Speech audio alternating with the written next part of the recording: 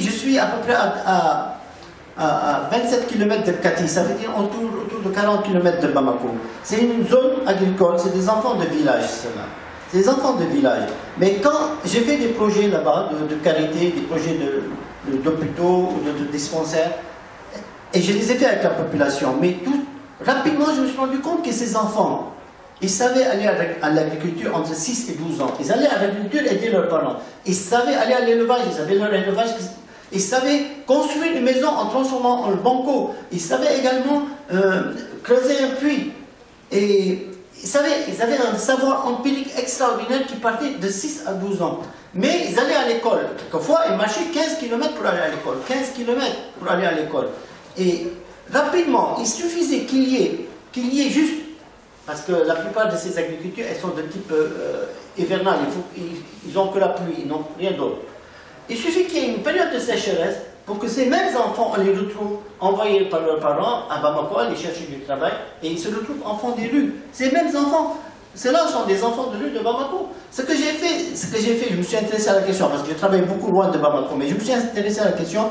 Les vendredis, je leur donnais à manger. Je leur donnais à manger aux enfants, je les réunissais. À un certain moment, je me suis intéressé pour savoir si je pouvais voir tous ces enfants, d'où ils provenaient, de quel village ils provenaient, de quelle région. Et j'ai fait remonter. Quand j'ai ciblé quelques villages, j'ai fait remonter. Et c'est toujours un problème de puits et d'eau. Parce que si les parents, ils avaient l'eau sur place, j'ai amené des ouvriers syriens. Figurez-vous, c'est des Syriens qui avaient migré après, mais qui avaient un savoir sur le forage, qui avaient migré de la Syrie après la guerre et qui se sont retrouvés en Syrie avec un camion qui permet de faire du forage. Je les ai amenés, j'ai payé 2000 $, on a fait un puits. Mon Dieu, c'était 30 mètres qu'il fallait creuser, 30 mètres. Et c'est du sable qui est sablonneux. Ça veut dire que c'est quelque chose d'hyper facile. C'est ça qu'il faut reproduire à de grandes échelles. Et pas faire de grands barrages qui ne sont pas forcément bons pour l'environnement. Il faut reproduire à de grandes échelles. Parce que creuser à 30 mètres sur du sable, sur une terre sablonneuse, au Liban, on creuse quelquefois à 700 km sur la roche pour trouver de l'eau.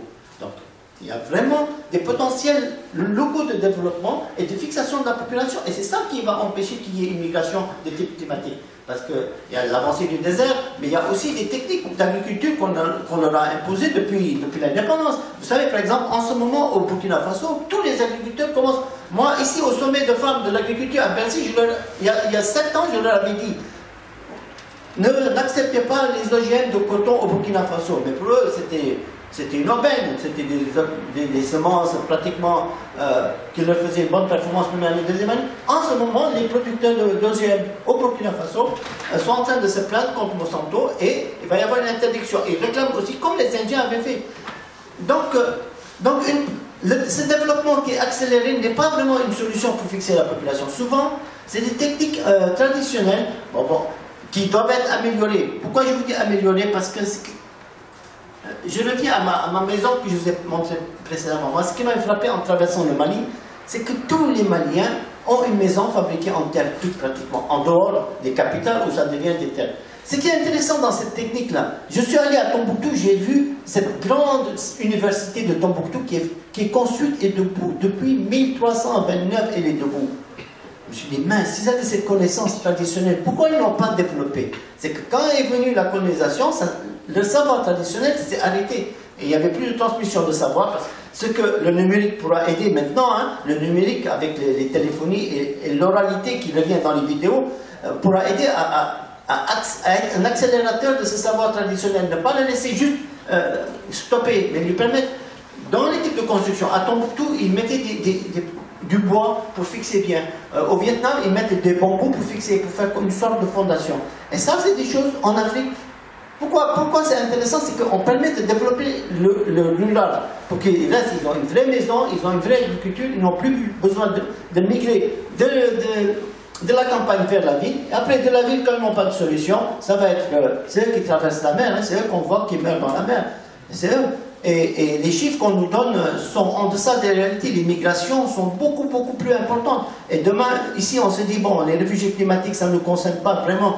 Mais vous savez, Venise sera la première à être sous l'eau. Les Hollandais seront les premiers touchés. Déjà, en Espagne, il y a une grande désertification. Quand il n'y a pas d'eau, il y a une grande migration. Donc, la question du réfugié climatique, qui sera difficile à codifier en loi réellement. Mais, bon, Je crois qu'il faut plus travailler sur la question du réel développement en laissant les populations sur place, et il y a des outils. Mais malheureusement, nos experts aiment bien les chiffres. On nous parle d'émergence en Afrique, on nous parle d'émergence de 9%, de 6%, de 5%. Mais la réalité, c'est qu'on a des zones de fracture. On a une démographie qui avance beaucoup plus vite. Au Mali, chaque famille a 7 enfants. Cette démographie qui avance d'une façon très rapidement. Et les 7% de croissance, ils sont éprongés par des grandes multinationales qui font des grands projets ou par des sociétés locales. Mais en tout cas, ce n'est pas la population, ça ne redescend pas à la population. Et je vous prends un pays encore comme le Mali, je pourrais prendre le Sénégal, je pourrais prendre la Côte d'Ivoire.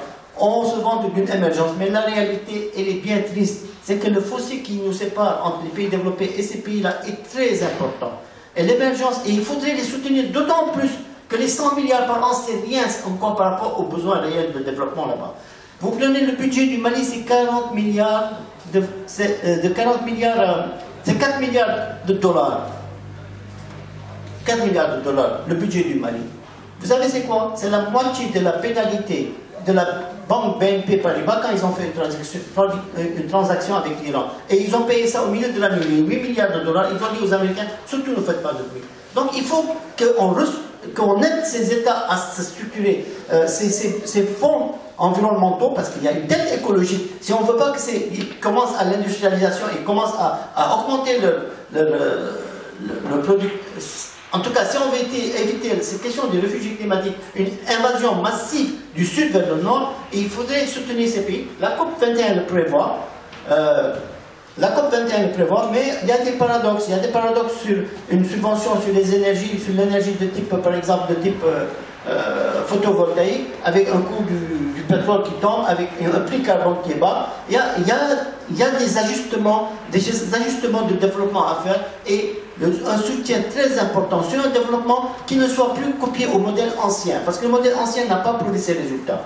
Il y a des expériences qui montrent le résultat, il faut le copier, soutenir la décentralisation dans ces pays, affermir un peu la démocratie qui a besoin d'être aussi soutenue et affermie, parce que sans démocratie, il n'y a pas de développement. On prend un pays comme le Congo ici, je ne vais pas revenir sur la situation, mais avant où le pétrole valait 100 $, et encore plus, au moment où ils ont la biomasse la plus importante du monde, au moment où ils ont les ressources hydrauliques les plus importantes avec le fleuve Congo, les plus importants au monde, plus importants que le fleuve, il n'y a pas d'électricité dans les maisons.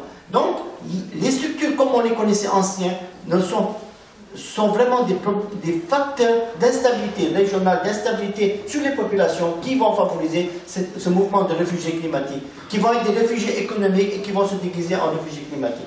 Et puis, demain, si on ne fait rien pour le climat, ces schémas, ces photos qu'on voit là avec la fonte des glaces, on aura vraiment de vrais soucis.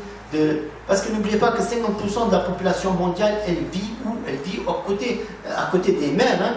50% de la population mondiale sont là juste à côté de la mer. Beyrouth, dans les années 500, elle est restée 500 ans sous l'eau. Donc c'est des choses que nous, on dit réfugié climatique. Le réfugié, il a une temporalité qui est immédiate. Il est dans le besoin immédiat. Et climatique, le climat, c'est 100 000 ans. On ne perçoit pas cette contradiction entre l'urgence, quand le problème Haïti est venu, c'était 300 000 victimes, et c'est des chocs brutaux. Donc il faut qu'on réfléchisse sur des chocs brutaux qui vont nous arriver, et il faut également qu'on travaille énormément sur des problèmes de chocs qui sont plus lents, qui sont désertification, sous-développement, des problèmes d'eau dans ces pays, alors que l'eau existe, hein, l'eau existe, des problèmes d'énergie, ils coupent tout pour faire de l'énergie. Tout ça, il faut qu'on appuie les nations modernes qui se sont développées en polluant le monde, hein, pas seulement l'Occident, mais le monde. S'il y a eu ce problème de pollution, c'est avant tout les États-Unis, la Chine, l'Europe qui en sont responsables. Donc il y a une dette écologique, il y a une justice climatique, et c'est en appuyant vraiment une pensée du développement respectueuse de l'environnement et un type de développement décarboné. Dans l'agriculture, il y a des solutions. Parce que plus vous plantez les arbres, plus ça capte du carbone. Jusqu'à présent, ils coupaient tout, ils mettaient des OGM, et c'est la fin.